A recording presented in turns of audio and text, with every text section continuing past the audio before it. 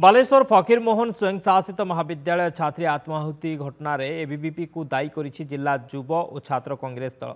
ABVP छात्र संगठन को हत्याकारी संगठन बोली कहिछि कांग्रेस। कांग्रेस युव छात्र नेता माने सीधासलख एबीवीपी उपरे बर्षिछंती। गतकाली जड़े छात्र आउ जड़े अणछात्रं को गिरफ्त करी क्राइमब्रांच कोर्ट चालाण करिछि। आगामी छात्र संसद निर्वाचन में एबीवीपी छात्र संगठन को बॉयकट करने सह सांसद इस्तीफा दियंतु बोली दाबी करिछंती। या सह पीड़ितांक विरोध में सिग्नेचर कैंपेन प्रसंग में कौन छात्र कांग्रेस सदस्य यह कार्य करि नाहंती बोली कहुଯାଇଛି।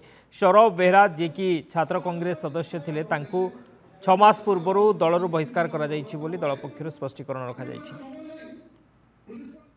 अखिल भारतीय विद्यार्थी परिषद एबीवीपी जो ज्ञान चरित्र एकतार नारा दूसरे आज तांकर चाल और चरित्र पदारे पड़ी संपूर्ण राज्यवासी और देशवासी देखुंट नहीं। छात्र कांग्रेस कौन सी कर्मकर्ता सिग्नेचर कैंपेन करना जो छात्र कांग्रेस ना रे मिछरे अठा बोलिया को प्रयास करुले आज से चाल चरित्र पदारे पड़ी।